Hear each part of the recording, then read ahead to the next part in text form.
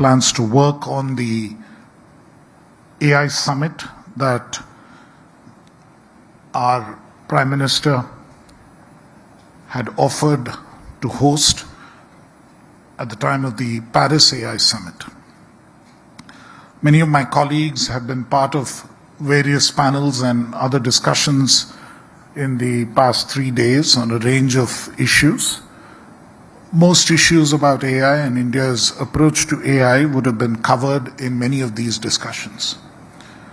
The one thing which is very clear about AI is that we have news every week, sometimes news every other day, and we need to keep catching up. And part of the way that we have approached it in the past little more than a year since the India AI mission was announced in March of 2024, and before that, when India started off on having a national strategy on AI with a paper from the Meity and so on, has fundamentally been that we've been flexible in our approach to this. Right from the beginning, we decided not to be doctrinaire, not to be dogmatic and say that, safety is the biggest concern, we have to regulate, we have to look at these issues. We felt right up front, and this is something which the Prime Minister, and right from the top, this was a feeling that this is an opportunity. It depends on how well we use it, how we seize it, and we have to look at what the challenges are and see how we address our challenges in making most of this opportunity. So from that perspective, I think we've been open on this entire issue, and we've also followed what the global governance has been sort of looking at on the AI issue. We've been in the forefront of that. In 2023, we were the chair of the GPAI of the Global Partnership on AI. You would recall that we hosted 2 summit events here in Delhi, both of them which brought in a lot of energy, particularly of innovation, with lots of startups and others getting into the act in a big way. It is with the same spirit that we have approached the 3 AI summits that have been held so far. The first one, the AI Safety Summit at Bletchley Park, late in 2023, subsequently the summit in Seoul, and of course the summit earlier this year in February in Paris, where India was invited to be the co-chair. As you can see, the theme of these summits have moved from safety to action in the Paris summit. Now we believe it is time to start talking about impact.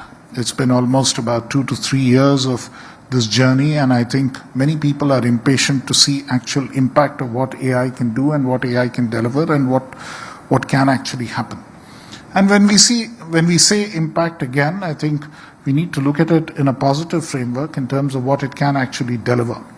The expectations and hopes in terms of what AI can do for India, a country like India, and likewise the rest of the global south in terms of raising the overall productivity in various real sectors of the economy, in ensuring that there is greater efficiency and effectiveness in governance, and thereby sort of significantly improving economic growth and promoting prosperity is the one angle that I think is foremost in India's mind, and how we can actually be disruptive in enabling this through innovation and startup-driven approach is what India is seriously looking at, and I think this is an approach that needs to be looked at in the rest of the world as well.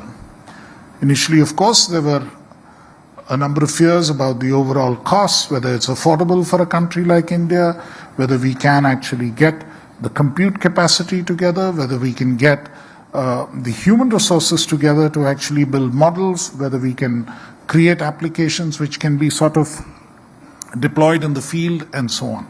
But if you look at the India AI mission and the 7 verticals there, I think it addresses the entire slew of issues. There is something in it literally for everybody. In terms of enterprises, researchers, and others wanting access to AI compute, which is a primary requirement, clearly there is a vertical which addresses that, and already we have about 15,000 GPU worth of compute already available, plus more to be added in due course. Likewise, if you look at what is happening on the models front, we should very shortly be announcing which one will be the first of the India Foundation models to be built. There is work going on there. If you come to the issue of data, and data is a critical element of what needs to be done, we launched the AI Kosh as a platform where about 300 plus data sets are already being shared and more are being added as we speak. And if you come to the issue of applications, and which is where I think most of the action will lie in a country like India, we again find that there has been tremendous enthusiasm, more than 900 applications for the first round and more than a similar number in the second round. Currently, most of them are confined to areas of governance which the government is interested in, but increasingly we believe it needs to be thrown open to look at other challenges which address society at large or the economy at large, and we'll have to see how we take it forward. So all of this means that we have addressed each of these segments. Likewise, in the skilling segment, we have to look at it all the way at the top of the line in terms of having, very, very competent and capable PhD candidates who can work on many of these research projects, and which is what has driven most of the AI research around the world, and we are supporting that, all the way down to ITI Polytechnic level students who can help with data annotation, and there could be a large number of jobs there. And the real story, I think, for India's ITES industry, in a sense, it's for them possibly another Y2K moment in terms of ensuring that most of the applications which are being developed are effectively laid out and delivered and actually deployed in a number of organizations, whether they are government organizations, enterprises, firms, and so on. So that would be a huge opportunity for them. So in that sense, if you really look at what it all offers for India, and through India to the rest of the world, given our overall DPI story, eventually, probably, as the Prime Minister indicated and as the Minister for Electronics and Information Technology also spoke about earlier in Parliament, the issue is really, I think, eventually to have a DPI layer kind of interacting with AI and enabling that to actually be used more widely so that there's even more innovation, not just at the application level, but at the agent level, agentic level, in order to take it to the next stage of how it can be applied. And this is clearly something that we can share with the rest of the world where it is needed. Data center capacities will have to come up. India is a good location where this can be created. Likewise, the compute capacity where it comes up will need to be shared with other places in the world where it requires to be created. We've had discussions with the United Nations as well to see how this could be enabled. So in that sense, India not just wants to use AI as something that it can do for itself, but wants to sort of take a leadership position on behalf of the Global South in seeing that it is deployed across the world. So these are the efforts that we are making, and I think the key element of the way the government is working on AI is that it's a complete collaborative approach. No part of the India AI mission actually works in isolation of either private sector, academia, or civil society. We have continuous engagements on each of these verticals, and it's been a collaborative effort in which we would like to continue. And it's that theme, in terms of bringing in more and more stakeholders, that is the theme we would like to take into the AI Impact Summit, which we would host early next year, and ensure that multiple stakeholders become part of this, and we should be able to actually showcase all that has been done here and in other parts of the world in terms of impact by that. Thank you very much.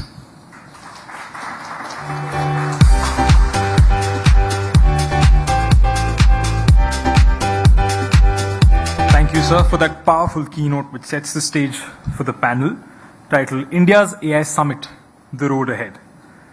Please welcome to the stage for this panel Sunil Abraham, Public Policy Director, Data Economy and Emerging Tech, Meta India, Henri Verdier, French Ambassador for Digital Affairs, Nitarshan Rajkumar, Vice Chair, EU's General Purpose AI Code of Practice. This session will be moderated by Shalini Kapoor, volunteer, Ekstep Foundation, and author, AI for You. Can we have the video, please?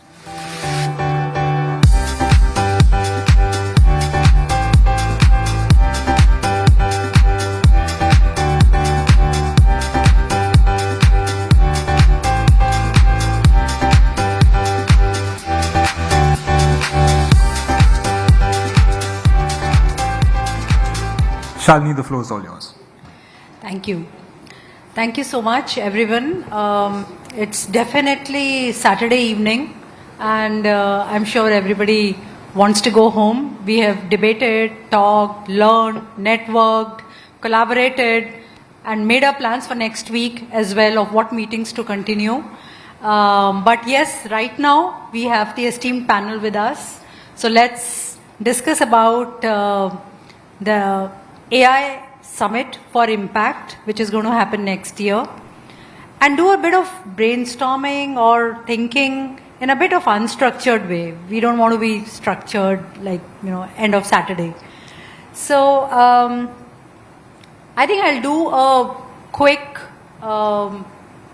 round first with each one of you, which is, go back in some time and then quickly go ahead in some time, right? Sorry, this is not the questions which I had sent to you. Yeah. So you go back, you are sitting in, and almost all of you, I think at least 3 of you were also in the Paris Summit. So you have to go back and you have to think in the Paris Summit, and definitely the first question is to you, Krishnan sir. You were sitting there and you were thinking about India. This is what I will not do, and this is what I will do.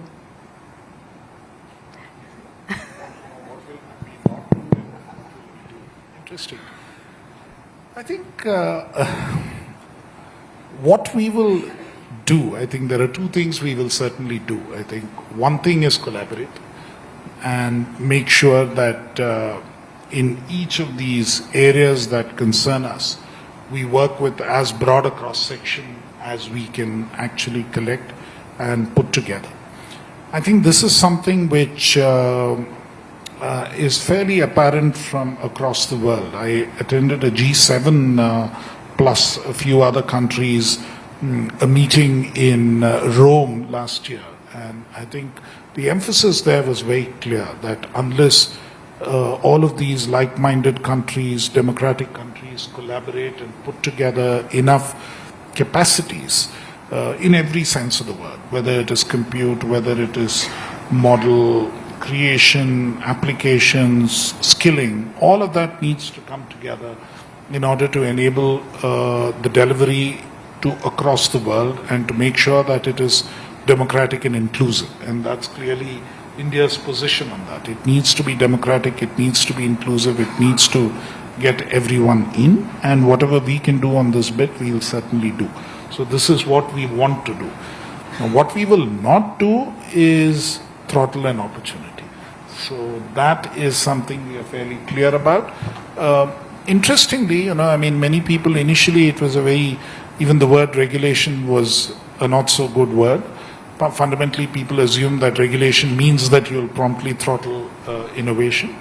But I think as we are thinking about it, we had put out a consultation paper which had been prepared, a report which had been prepared by a subcommittee headed by the principal scientific advisor on AI governance and what approach we take.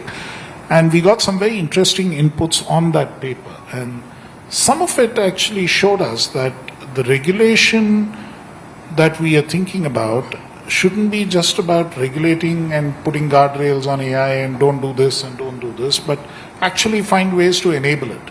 And there could be certain regulatory measures we need to take to make the path for application of AI or development of AI, deployment of AI much easier. So I think there were some very interesting suggestions around that. So that way we are fairly clear that we don't want to throttle the opportunity. Great. Not throttling the opportunity, and also I think what you're talking about is that for AI adoption to happen, you need to have the right framework so that people know, like, when road safety was created, pedestrian did not know, the car driver did not know what to do. But, a certain bit of rules kind of enabled more highways to happen, more pedestrians to come over safely. So thank you, Andre. You have to, go back into the past and imagine the future and say what is it that you definitely do not want to get repeated, and what is your expectations? But that's not the question. The question is, something was born in Bletchley Park. Korea did build upon this. We did build upon Korea. India will go further. So the question is not, you cannot repeat the French summit. By the way, there is something you cannot do. That's to propose to India to co-chair the summit, because you chair the summit, so you cannot co-chair the summit. So we did try to do something. So in Bletchley Park was convened around one important question, that is are there existential risks? I think that now every government knows that they have to consider this question and to be prepared mentally for this. So Korea did speak a bit more about innovation. We tried to propose a broad conversation regarding opportunities and risks. That's not by coincidence that President Macron and President von der Leyen did announce engagement. That's because we wanted to show that we believe in this technology and we want to develop innovation. But we wanted also to, our conviction is that innovation doesn't automatically lead to progress. Innovation is innovation, for good or bad. If you want innovation to become progress, you need good policies, you need governance that is not always regulation, but sometimes regulation.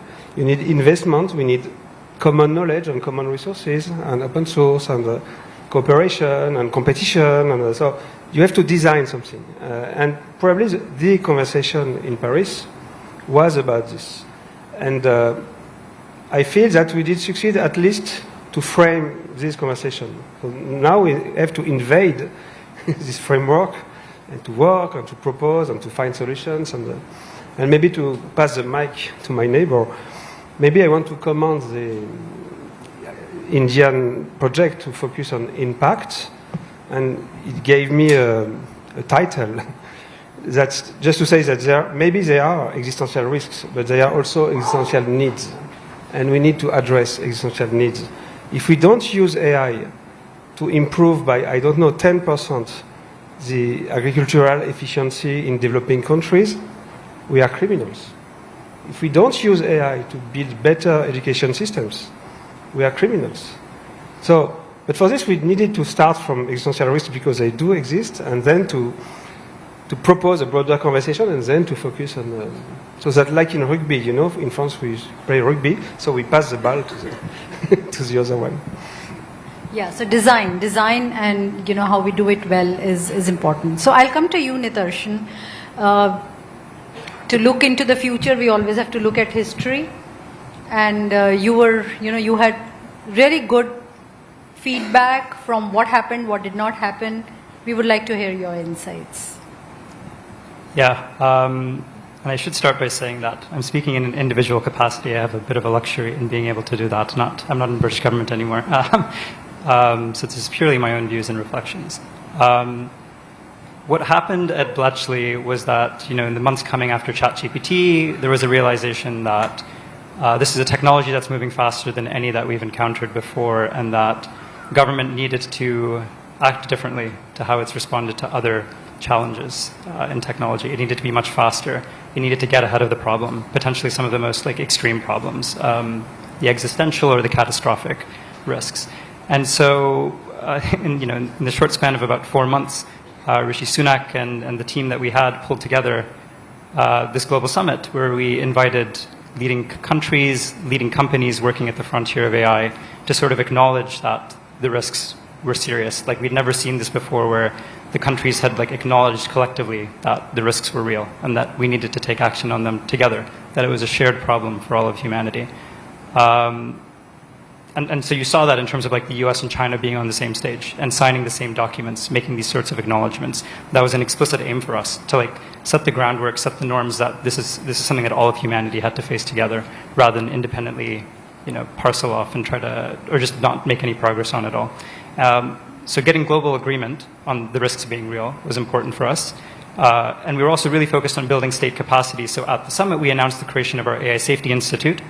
And we saw that many other countries as well have followed in that path. The United States has one, or like a dozen other countries have one as well. There's an international network of AI safety institutes as well. Yeah, like everyone on the stage, I suppose, has an AI Safety Institute in some form or another, which is really focused on like the technical evaluation of the risks, right? If we don't understand what the risks are in a quantitative level, decision makers, senior political leaders are not going to be able to take the right actions. So we were really focused on just like understand what the risks are. Like one, acknowledge that the risks are real. Two, like do the technical work of measurement, of science to understand what the risks were. And then get the rest of the global community to take that forward.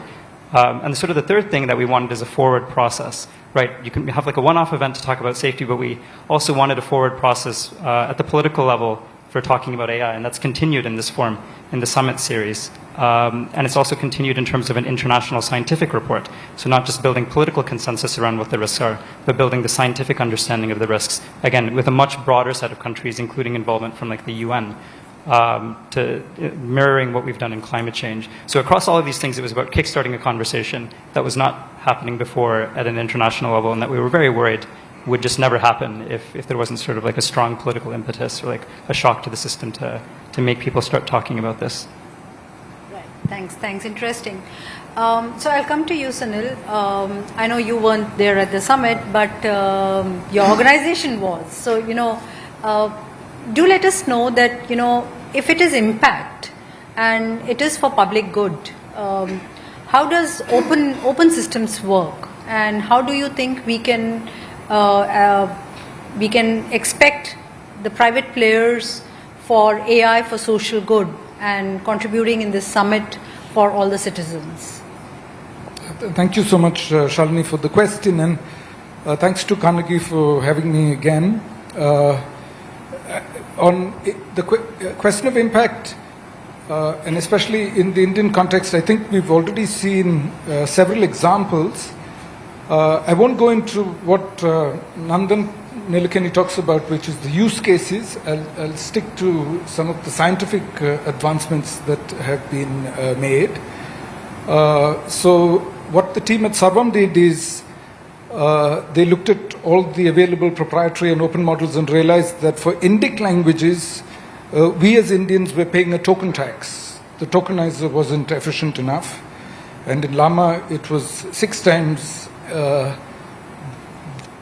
the efficient tokenizer that they developed was 6 times faster than our tokenizer and 4 times faster than the OpenAI tokenizer. So in OpenHati, you can see core engineering contributions being made by the Sarvam team. AI for Bharat took another model of ours. Meta has a huge range of open source projects, more than 900 open source projects. Seamless for MT, and they trained it in 12 Indian languages, and now they have a much more performant text-to-speech and speech-to-text model called Indic Seamless. Unfortunately, Meta did not provide that model under a commercially compatible license, so it still can be used mostly by government and not by others. And most recently, we've been watching the expression of interest for indigenous models. And I think it is clear from the design of that EOI that they don't want to have derivative works from globally available open models. So we're going to watch the open winners a little more closely, and we're going to wonder how many of them are going to use PyTorch, which PyTorch is an open source project from Meta. And what's interesting about that open source project in particular is Meta became more radical on open source than any of the other big tech companies that I know. They took this crown jewel, if you may, and they donated it to Linux Foundation. So if somebody has a sovereignty anxiety, if they're using PyTorch, they need not have that anxiety because the copyright of the code and the trademark no longer belongs to Meta. It is handled by Linux Foundation. So I think there's a lot of impact happening. It's all invisible. I'll give one last example of Indian government policy. CSIR has an open access mandate. That means the $500 million that is spent by CSIR every year will produce open access journal articles or be published in faster moving sciences onto just archive. And that is $500 million worth of training data for all models. So open source lifts all boats, just like our projects helps everybody. The contribution that the Indian government makes of $500 million, just from CSIR, I'm not counting the other funding from the Indian government. That's $500 million worth of training data being contributed by the Indian government to the whole planet. So there's a lot of impact happening. We're just not sitting and doing the bean counting yet. I think some of us should start doing the bean counting and checking and quantizing this impact. Yeah, I hope you are not being asked those things internally. Okay. So I think we have kind of, understood what we want out of the summit. And I'll come back to the audience in some time and kind of, take inputs to you. Secretary Sir is here, so, some input from the audience would also be welcome. Let's get into some fun. Let's do some rapid fire.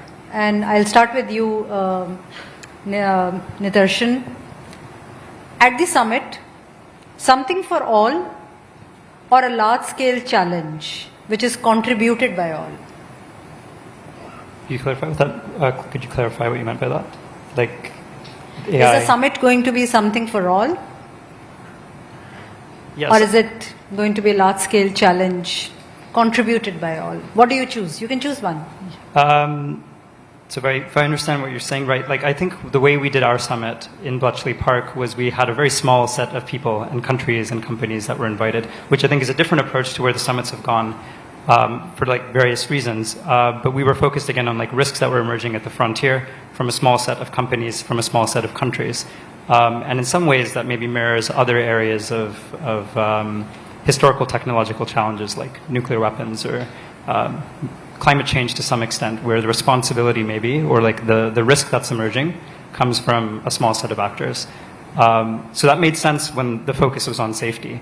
And I'll leave it to the others to talk about the shifting focus to opportunity, but there, like, everyone wants the opportunity, everyone wants the upside of the summit. And so for the Indian summit, I suppose if the focus is on like impact, if the focus is on the broad distribution of benefits, then like having a broad set of people involved and like feeling like they have a stake in this conversation is going to be quite important. But for the safety conversation, maybe in some ways we want everyone to acknowledge that the risks are there, but it's the actions of a small set of people that's actually going to matter.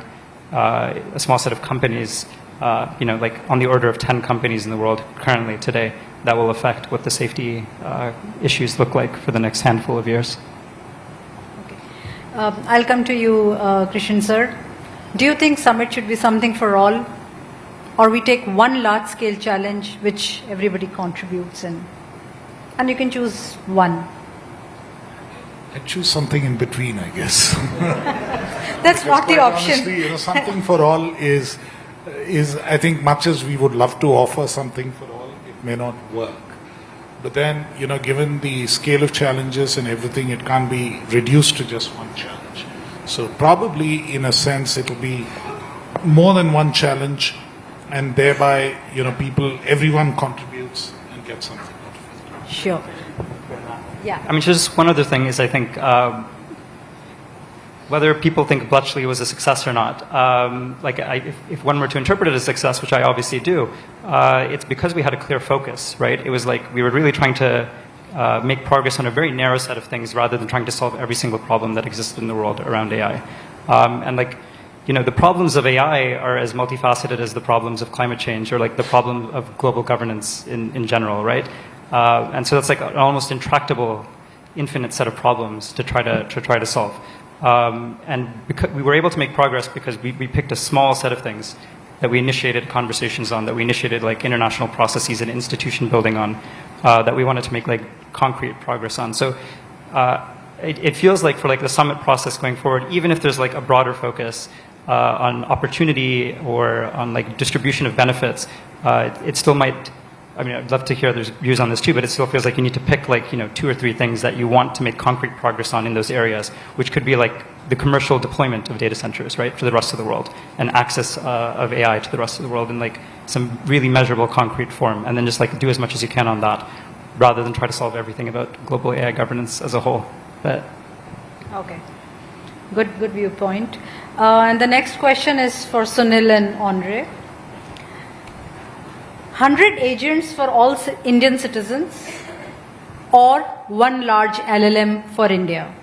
Yeah, that's easy for me to answer because there is a official position on this from Mark Zuckerberg himself. So he doesn't want to stop at 100. He said, let a million flowers bloom.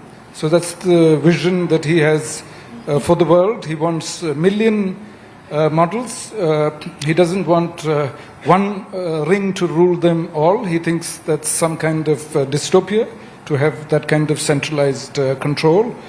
So I wanted to go back into history and sort of go into the future that is already technically there, but perhaps not there because we haven't solved market incentives and some last sort of policy stumbling blocks.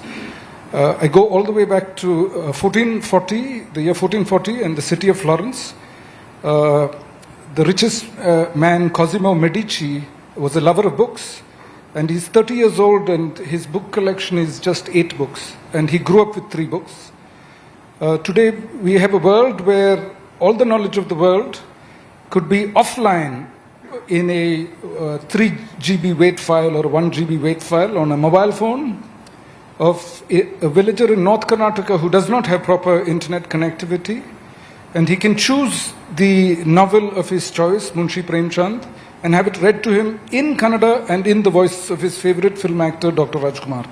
So that's every single Indian with a mobile phone is potentially richer than Cosimo Medici in the 15th century. So that's the future that ideally we should build for, and that future won't happen if we put a limit of just 100 AI models and so on. That's why going closer to Mark's vision of million is a much more effective route than sticking to 100. Sorry. Yeah. So there's a lot of information, and that's why I think the AI models are also moving towards reasoning, because the reasoning part is something which is the dearth of knowledge and the plethora of, like, there's so much information available that's not the bottleneck anymore. Andre, do you think and this is a question to you, do you think the summit should focus on economic impact of AI or citizens and their benefits with AI? So, briefly, first, why do we need such summits, by the way? We need this because we are living an arms race. That's a race. Companies are racing, governments are racing. And in this context, if we don't have a common consensus on some principles, it becomes a race to the bottom. Because, for example, in Europe, we will be, you know this, we'll be very attached to human dignity, privacy, safety, maybe a bit more than the Valley, but if we adopt alone those principles, we destroy our industry. So we need the planet to be on the same line. And the unique, universal body is the UN. So whatever we do in our summits, we need to try to feed the UN processes, to strengthen the UN processes. That's why I feel that that's great if every year there is a meeting of head of states with a lot of researchers, civil society, companies, with a focus on some important point, because we have this global conversation and we put the light on an important point. And at the end, we join the UN process and we negotiate, even with people that don't think like us, and we negotiate. So that's important. So it does answer to your first question. It does answer a bit. By the way, it depends on the priority of the hosting government. It doesn't matter, because at the end of the day, there is a global digital compact, there are negotiations, there will be the political body within the UN system, and we still have the GPIs that we did create together, etc. Very briefly regarding the question about 1 or 1,000 or 1 million, for us, and I feel that India will share this view, that of the utmost importance to be sure that at the center of this revolution there is enough commonality, open source, common knowledge, science, and not just a privatized knowledge in 3 or 4 companies. We cannot afford a world with a domination of few models. It will ruin every value chain because they would take control of every value chain. They will force a revenue sharing. So whatever happens, we will stand for the existence. I don't deny the interest of, if you want, of some proprietary model, but at the center, like in science, you could not find new patents without public science. You need public science to make patents. So, and that's why we did launch the current AI Foundation at the Paris Summit to have a vehicle to finance not one more open source LLM. We don't need to. You have yours, but to help tactically where it is necessary. Maybe we need to develop new technology for secure access to health data, protecting privacy. Maybe we need some data sets. Maybe we need some tools. So it will be a contribution to the world of open knowledge regarding AI. Yeah, I think you also brought a good point of consensus building for the public good, and then how we need to work towards that. So yeah, that's a very important point. I think you were also hinting to the wow, or I would say the investments which we can take for the summit, and I believe there were some investments announced, and Nitarshan pointed it to that the Safety Institute was announced, and at every summit there have been investments which have been announced or metrics being discussed. So let's talk a bit on that. Secretary Sir, how do you think you see the investments? Do you think investment announcement or metrics of the India AI mission is what should be shared in the summit, or are you thinking that this could be another place to get incentive investments decided on some common theme, and we should do the call out because it's like still 7 months away? So what's your take on the investments in this space? There are 2 or 3 things on investments which are important. See, if you chase investment numbers for the sake of chasing investment numbers, you get announcements, they may not get implemented. So I think we should be a little wary on that. I've run investor summits, and where our focus is much more on conversion, saying how many of what is announced and what is stated actually gets converted into on-ground investment. So from that perspective, this is all about impact. And I think it will be a good occasion to take stock, not just in India, but across the world, of what has happened so far in terms of impact, and what do we expect in the next stages in terms of what is it that we would see as real impact, and what would be the commitments made towards actually achieving the desired impact. I think that is the way you need to really look at it. And that would be really one of the areas that we would be seriously focusing on. The investments are an aside, because they just, a number gets thrown out. Then I've read very learned commentariat on trying to compare completely numbers which it's not even apples and oranges. It's not even comparing different types of fruits. They're comparing something else with something else altogether, saying this number is so big and this number is so small. I think that's not the way it is. The numbers and investments are very, very contextual and very specific to what they are meant to be. So I would caution against an approach which just focuses on that, and I would look at what we have done so far and what we aim to do next. Okay. Andre, would you like to throw some light in terms of the Paris Summit, especially the investments which were announced, and what has been the follow through of them? How are they turning into? It was an action summit. How are they turning into tangible goals which people are doing, and where are they today? Okay. First, I take your point, and we didn't decide to invest because of the summit.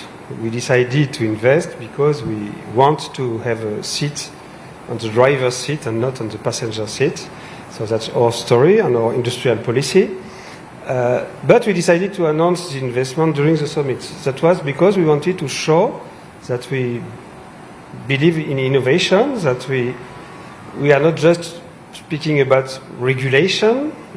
Maybe that you cannot regulate if you don't innovate. That's an important thing.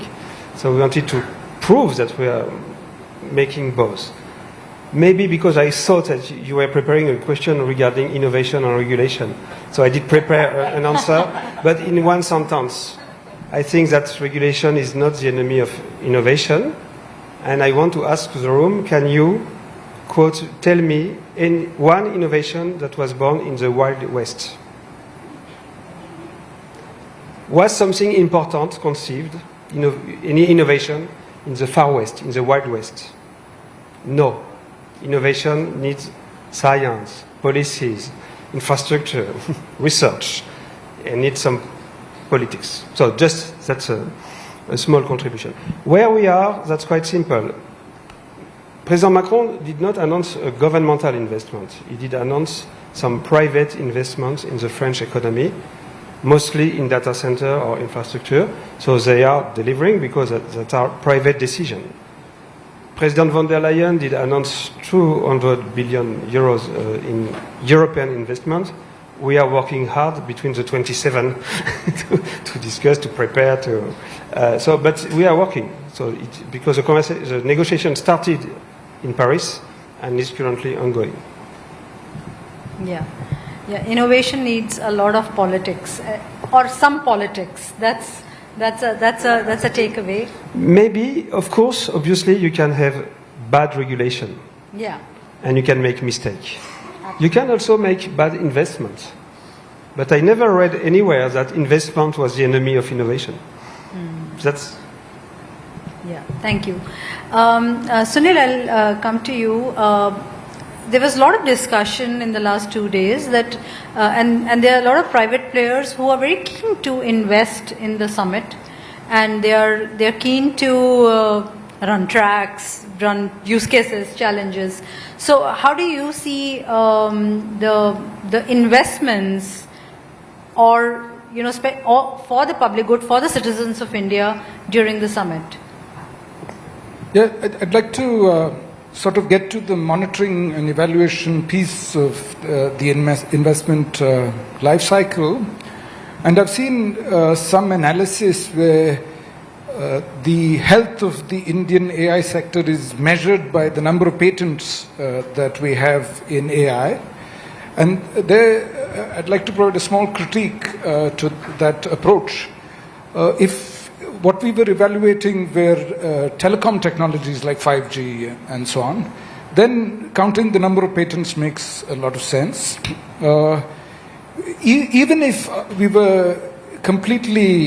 we ignored Prime Minister Modi's embrace of open source at Paris, and we said we're only going to do it proprietary. And even if we counted the patents for a proprietary AI ecosystem, that's the wrong measure. Because the royalty that the patents earn is more important than the number of patents themselves. Because you could just have a patent, but nobody is using your patent and nobody is licensing your patent. So I wanted to sort of connect this to how the Indian government could shape the market in a very significant way, and governments across the world do shape markets in a very straightforward manner through procurement policy and procurement behavior. India has, of course, a much more sophisticated approach to this, which is we invest in DPIs. DPIs are built on DPGs, or digital public goods. Open source AI is just another DPG, so that part is fine.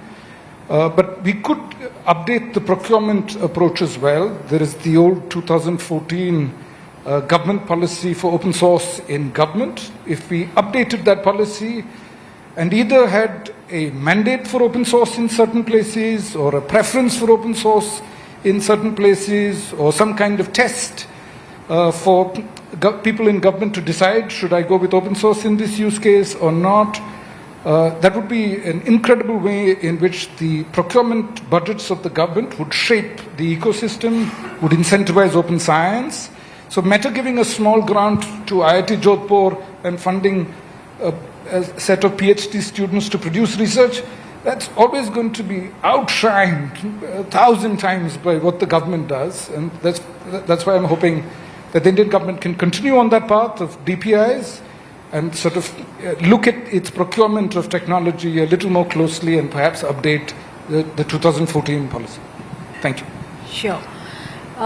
So I think I'll have one last question before I open it up to the audience for questions. If you can just look at the AI summit as like 7 months run up, and then there is also post that time. What would, and I would go to Krishnan sir, to you first. That what could be the Mangalyaan moment of India AI summit?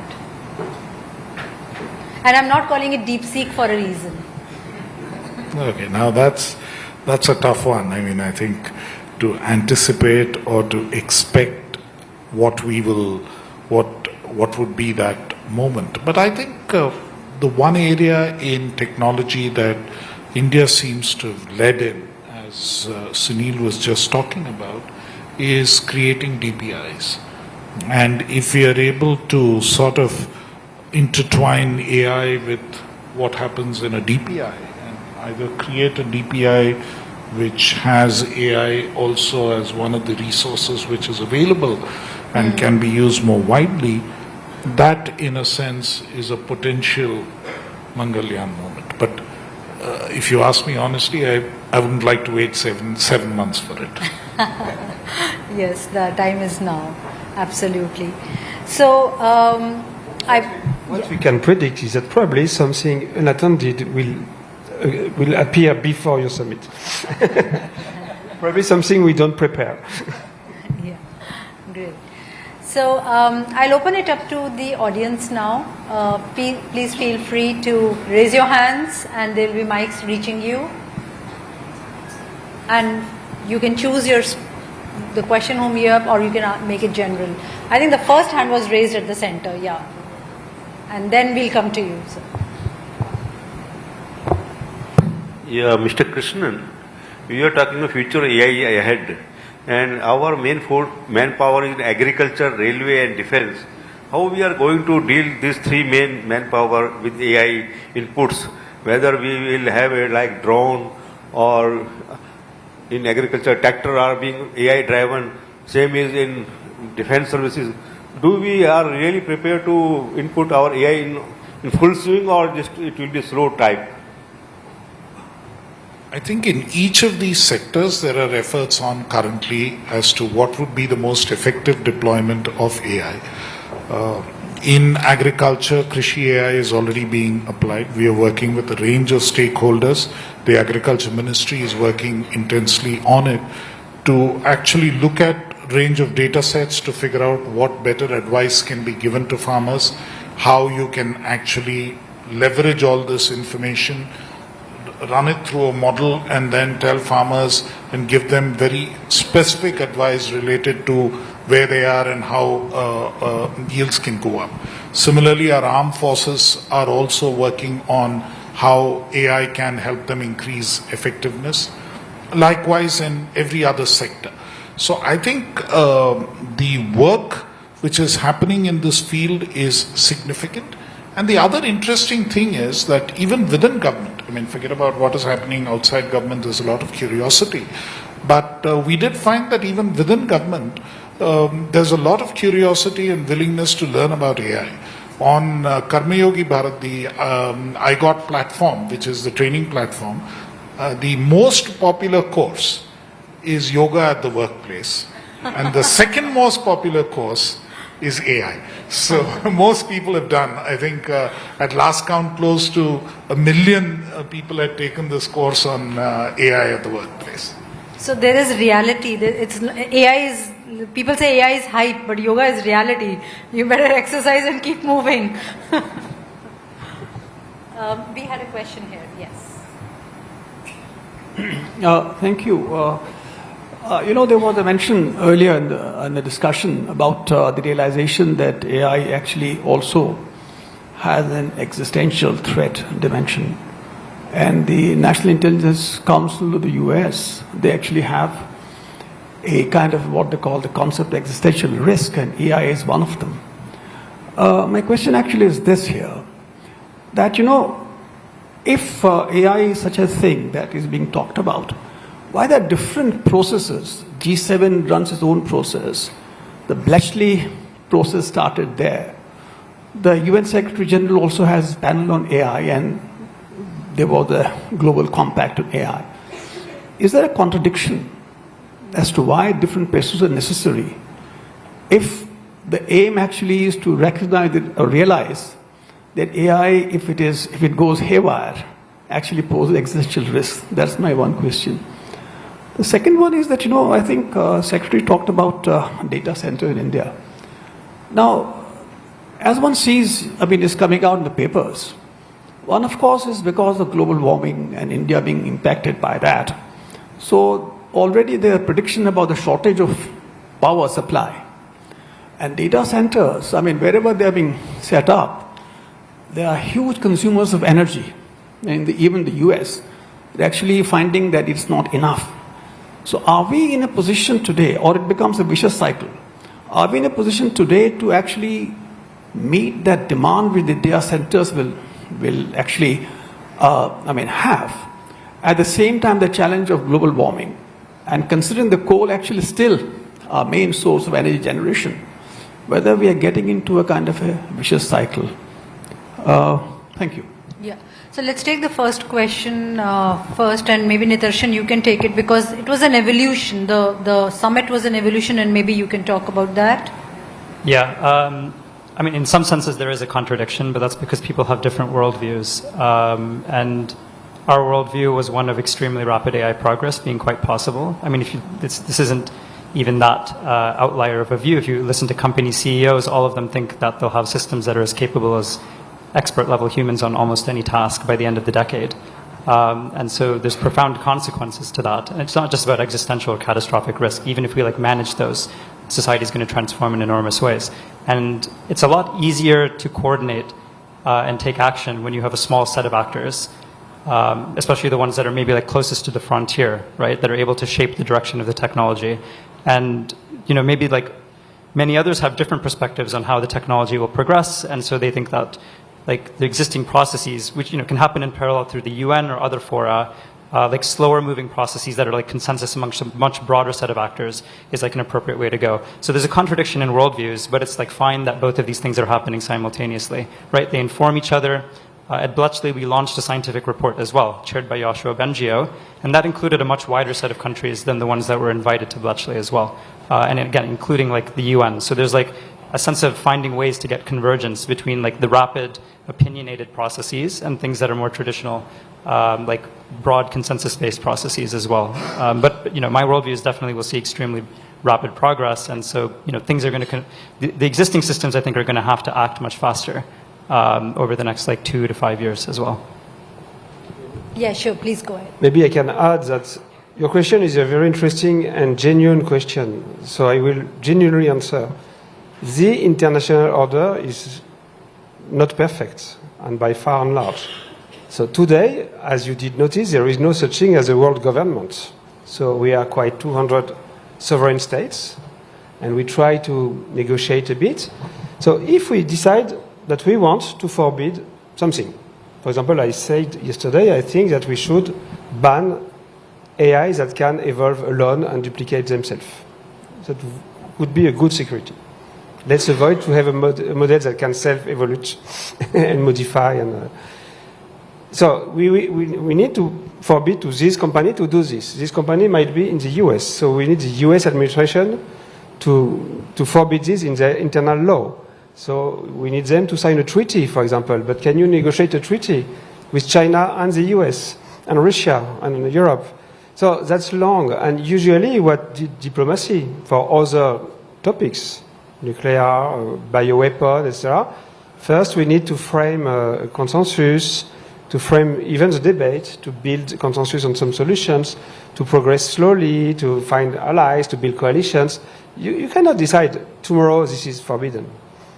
Because there is no world government, world police, and world justice.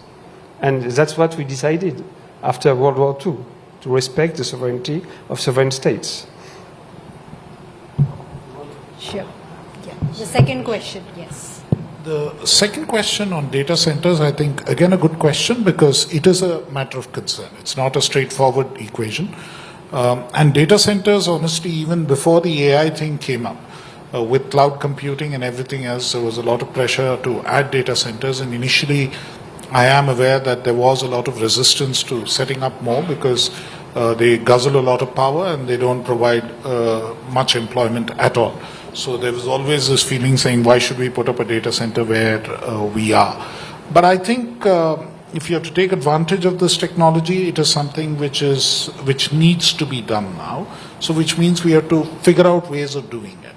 And India has an advantage in terms of having a lot of green power, but green power necessarily is not very firm power. So I think from where we had more data centers to at locations along the coast where you have the submarine cables ending, you really need to move data centers to locations where power is available, particularly green power is available. And two, we have to figure out ways of storage of green power. I mean, that becomes very important. And three, I think, it can't be a 0 or 1 binary. That is, you're very green or you're not green at all. I think somewhere in between, because you see, one advantage with data center and the use of power for this purpose is that I think they can afford to pay premium rates. So if there are slightly more expensive solutions, including possibly using to some extent, say, in certain cases, gas, because then gas is probably 60% cleaner than coal. So before you completely transition to other forms of storage, then at least, nighttime power or off-season power can come from gas and they can pay. So there are solutions, technological solutions which can be worked out, and my ministry is in consultation with the Ministry of Power and other ministries to try and address this issue. And an even bigger issue than this is also the infrastructure of substations where it's available to connect up data centers and so on. So a number of issues need to get resolved. Yeah. Thank you. We have a lady at the back. Yes. Hi, everyone. Okay, great. Good evening. Thank you for an excellent panel. Lots to sort of take away and think about, especially in terms of public-private partnerships. Mr. Krishnan, my question is to you, sir. It was very encouraging, very affirming to hear you talk about collaboration and cooperation at the summit. And my question is just, we see a role for government, and I think we, to a large extent, see a role for the private sector. How can the civil society and, think tanks especially contribute to that conversation in the lead up to the summit, at the summit, in a way that is meaningful and can, form part of the solutions and the framework that comes out of the summit? Thank you. I think, as I pointed out, we wanted it to be multi-stakeholder, so it's not just government and companies, but also civil society and academia. So we will clearly sort of make that space, and we will sort of set up mechanisms by which that consultation takes place. To be very honest, my ministry already does a lot of that. I mean, we are pretty open to. Sometimes I feel that we're probably spending more time consulting than doing. But no, I mean, on a more serious note, I think we love to hear, and it's good to get the feedback on a range of issues.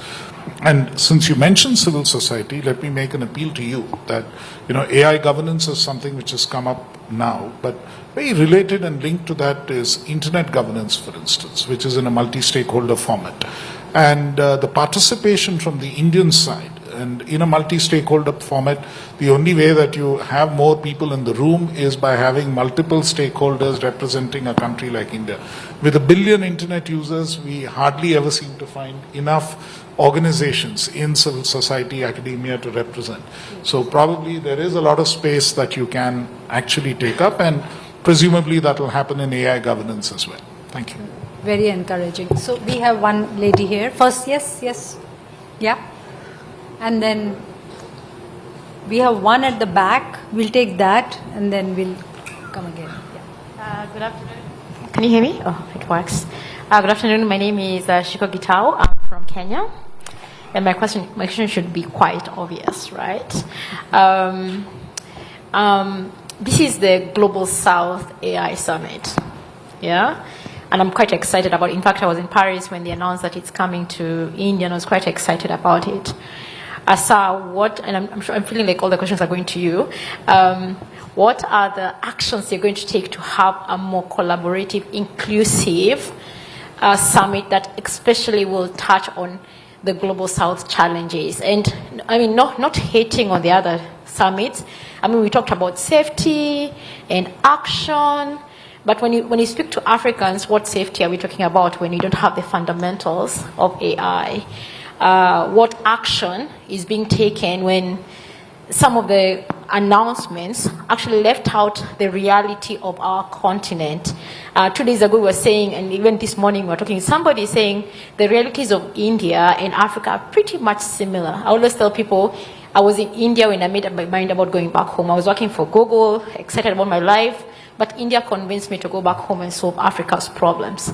So how is this summit going to have a significant moving of the needle in terms of impact on how the rest of the world perceives the Global South and its contribution, or its impact on the AI conversations and impact? Thank you. Oh, I have an offer. I had noted in my head.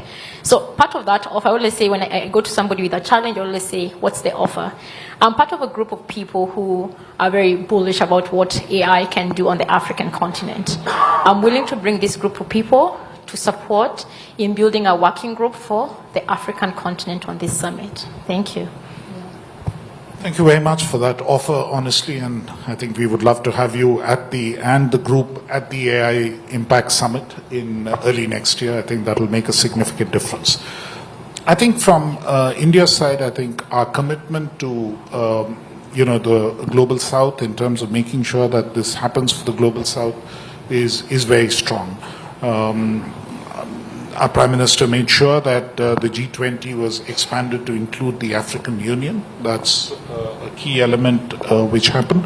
The second aspect which I think is very important is that this year the G20 is being chaired by South Africa, and we are in close contact with them to push forward both the DPI agenda and now the AI plus DPI agenda. That's important from India's perspective, and we believe that it can make a significant difference for the Global South. And the Social Impact Fund was also announced, and we are working on it. And incidentally, I had an excellent interaction with senior civil servants from the Kenyan government a couple of months ago when they were here, and we were figuring out ways in which we could collaborate on the DPI story. But clearly in the Impact Summit, the intention is to demonstrate impact wherever it is, and in particular, and the impact needs to be in two ways: one in governance and what impact it can make, and the other in terms of the broader economy, in terms of economic impact on the real sectors, including things like agriculture. So we would love to engage further on this to make sure how we can bring a broader constituency of stakeholders into this, and each summit grows bigger, and our target, and no summit can grow bigger without participation from Africa in particular, and we would reach out and make sure through the Ministry of External Affairs and make sure that there's adequate, in fact, considerably more participation from the African continent. Thank you. I'll take one last question because, the time limit. Just before I conclude, I may not have another chance to say this, but I just want to invite all present in this room to the summit next year, because we might run out of time before. And thanks for being inclusive. And I think I have to be inclusive to the back side of the room. So just one last question from the gentleman in white shirt. Thanks so much for the opportunity. And I really want to thank all the esteemed members of the panel for sort of charting out a very inspiring vision. for impact. And just to sort of, I wonder if this is best posed to Secretary Krishnan or to Nitarshan, but the question goes something like this. And to extend Sunil's example of the villager that can use AI to listen to their favorite author in their language, there is also a flip side to that where a scammer could use the same model to clone the villager's daughter's voice and scam them out of money. And I wonder if impact defined thus can be approached from both a human flourishing point of view and also a human security point of view. The question for Secretary Krishnan would be something like, how can we make technical professionals in India who want to work on these problems, how can they get involved with India's AI mission? And to the Nitarshan, it would be something like, what's the best way to research on these problems outside of frontier labs, which are, generally more well-resourced? Nitarshan, why don't you go ahead? I'll almost steal the first question a bit, actually. So, I mean, the way that we, and for that specific thing around like scamming or like crime, that's the sort of thing that the UK AI Security Institute also looks at in addition to catastrophic and existential risks. But the way that we set this up in the UK is that we created something that was, treated as a crisis situation or an emergency situation. So we modeled the creation of the AI Safety Institute on the vaccines task force from COVID. And then we had this body, we brought in outsiders, including myself and people from venture capital, people from industry, and we had this body report directly to the Prime Minister. So it instantly became like a highly prestigious thing. The Prime Minister, like Rishi, spent time recruiting people, right? He spent minutes of his time like just, talking to people and being like, you need to come join this thing. And we were able to convince people to leave DeepMind, to leave OpenAI. We had people who were going to go to Anthropic but chose to go to the AI Security Institute as well. So it was very prestigious. It wasn't competing on pay. It was competing on mission and public service, in a sense that like you would actually have impact because you were at the center of the power structure of the British government, and you knew you'd be taken seriously, and you were being given like exceptional civil servants to work alongside in like really like cohesive blended teams. So that was like really critical for the success of getting the right talent, people who could be making like tens of millions of dollars elsewhere to go into government, right? Extremely unusual in and of itself. And then giving them like the flexibility and the latitude to find the right problems and be empowered in pursuing them. And because the starting conditions were so good, that's why the AI Security Institute in the UK is like continuing to be a success. And I think those starting conditions are essential. Like if you don't have those, you're not going to be able to have the impact that you want. Now, clearly, impact involves both positive and negative elements of impact, and therefore we have to address both. And safety of individuals, safety from being scammed by all of this is an important element of how we are addressing the whole cybersecurity question as well.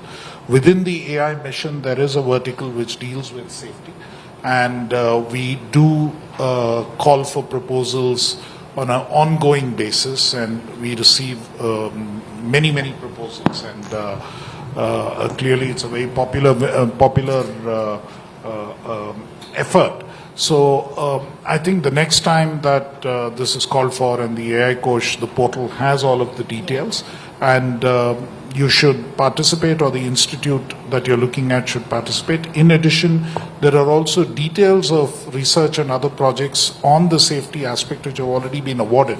There are about 5 or 6 projects which have been awarded, and if you would like to contribute to one of those, it should be possible, because those details are also up there. So, we are not in any way underplaying the risk, and we believe that awareness and knowledge about the technology is probably the greatest defense that you can have, and that's something which we work on as part of not just the AI mission, but part of the overall capacity building program that the ministry runs. Sure, thanks. Responsible AI, governance in AI, they are definitely my favorite topics. But again, I'm reminded Saturday evening, so maybe we'll talk it again later. Let me summarize. Today we talked about the AI Summit, which we are going to have in February, the theme being impact. Some of the key things which came up is, number one, we should not throttle the opportunity. We have to seize the opportunity. Inclusive for citizens of the Global South, so that all are included and are heard, and we jointly create a plan. Let the million flowers bloom. We heard that. and investments, which is conversion of investments, and make things fruitful for the entire global south. DPI to the power of AI, and that we should take the opportunity to make that happen. So those are the themes, takeaways for us. And I thank you, Secretary Sir, thank you Sunil, thank you Andre, thank you Nitarshan for being there and enlightening us on the way forward. Bye.